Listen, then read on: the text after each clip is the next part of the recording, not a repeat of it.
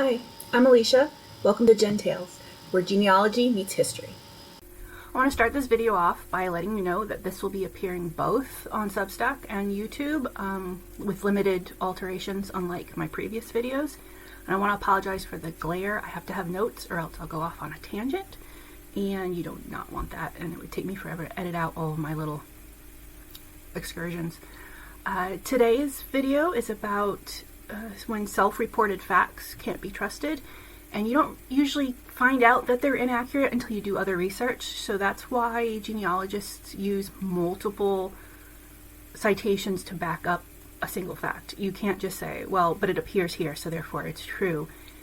It would then be that presumably, or it is said that, as opposed to it is the truth. And you know, a lot of these facts that end up being inaccurate are because of either mistranscription or because they're self-reported. And self-reported are facts that are written down as told by the person that fact is about. And one example of this is the information on the censuses. And specifically, what I want to talk about today are where you can sometimes find inaccuracies in reported marriages on the censuses. In particular, the year married or how many years married. And this information appears on the census, depending on which year it was, in two different ways. Either how many years they've been married or the year that the marriage occurred. So for the number of years married, it could be based off of person taking the census miswriting what they were told. Names are often miswritten because somebody else wrote it down, not the person in the household. It was dependent on literacy and how the census were taken at that time. So it could be bad math by the person reporting the number, or it could be bad math by the person who wrote it down. The person providing the information could have said, oh, we were married in X year, and then our anniversary was in January, and the person did the math incorrectly. Or it could have been correct at the time the census was taken. The censuses are carried out over a period of time.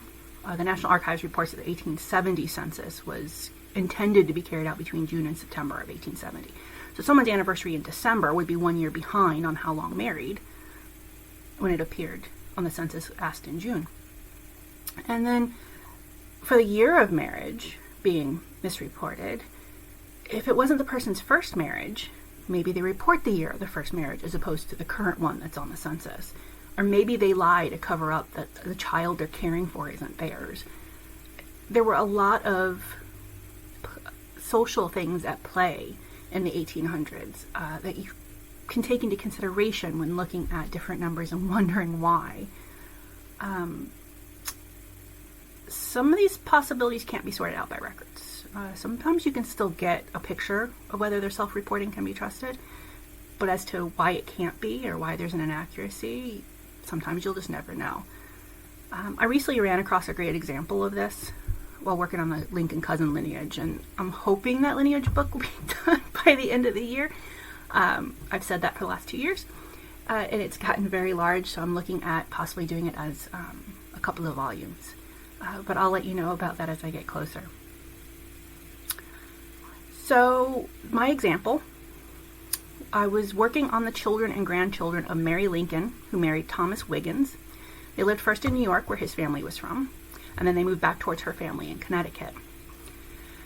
Thomas's obituary in the Hartford Courant, March 20th, 1900, gives one of his daughter's married names as Mrs. Leonard Porter.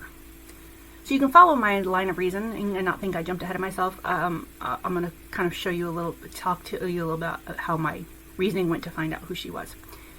I sorted through all their children at first to try to determine how many of them could have been Mrs. Porter, and then work from there.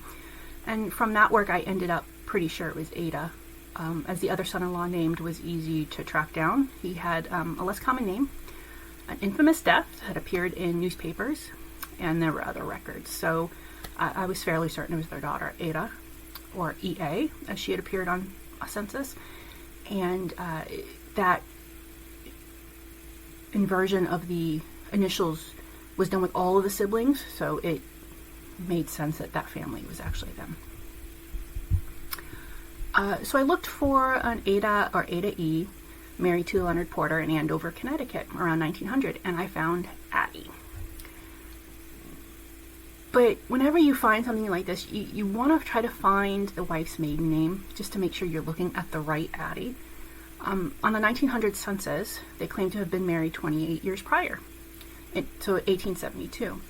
But as I was looking for the marriage information, and I double-checked the other records I already had found, he had a first wife that lived until 1885. So when I got the 1880 census for him, he was still living with his first wife. Couldn't have been married to Addie in 1872.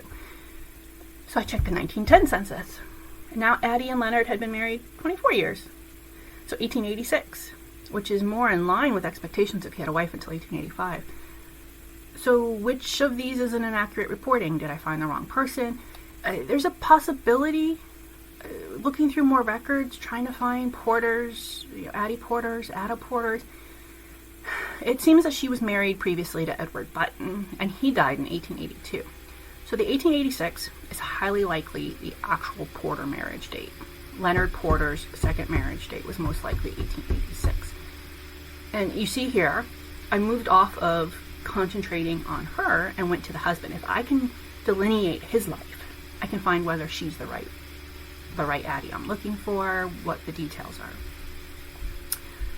If she was truly married to Button, maybe 1872 was her first marriage. Could have been his.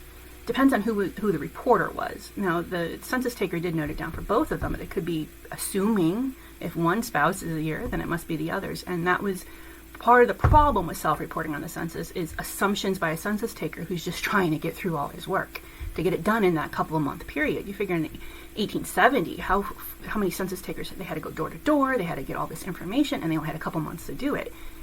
With modern censuses, it takes months to gather data, and people do it all online themselves, not just a census taker. So you can imagine this overworked person is just scribbling down as fast as they can, and that's where some of the issues happen. So, did the census taker specifically ask for the date of their marriage or the marriage with the children's mother? And we know from the grave transcriptions that Leonard had had children with his first wife, Lucy. It could have been a misunderstanding that the woman living in the household was the stepmother versus the mother. We'll never know. But like I said, we have a better picture now of when things happened, even if we don't know why some pieces are out of place. So what happened to Addie? Or Ada E, or Adelaide, as they gave on the 1910 census. There was no death year on her headstone inscription in the transcription, though we know she's laid to rest with her husband in New Andover Cemetery. From that, in the 1920 census, she was still living with Leonard, but by 1930, she was a patient at the Connecticut State Hospital for the Insane in Middletown. That is now Connecticut General Hospital, I believe. But it was one of the early actual mental health facilities as opposed to a prison for people. I'm assuming with her age, it was likely dementia. There's nothing on the census with her records. I didn't try finding medical. It would be extremely difficult to get any medical records for her. None of that's really accessible because of various laws. But I would assume with her age, it was probably dementia related. Leonard was living with his widowed grandson, Merton Andrews, and his children and in-laws in Mansfield, Connecticut, and claimed to be widowed in 1930, which he may have felt like he had been if he had lost his wife cognitively. So that's yet another inaccuracy from the self-reporting. Now, a possibility that wasn't his Addie, maybe she did die. I found their headstone on Find a Grave, and it does give her death year, despite the older transcription missing it, and 1934, the year after Leonard died. So that was, in fact, another inaccuracy on the census. And the photo here, particular case study, tell us. You have to have multiple sources for your facts. Look around, take your intuition into account. 1872 versus 1886, widowed versus what's on the gravestone. And if it was a new gravestone put in by the family, I'd want to back up with maybe a family Bible or additional records, but it's an older gravestone, so presumably it was by somebody who actually knew her death year. And I would still be looking for, if this was more in my direct line, I'd be looking for maybe her obituary, his obituary, like more information. But right now I feel like that's enough information to fill out a short bio and lineage, and then anybody who's more interested can work off of that. But make sure that you subscribe to either Substack or YouTube. Gentales.com has all of the listings of where you can find my various genealogy work.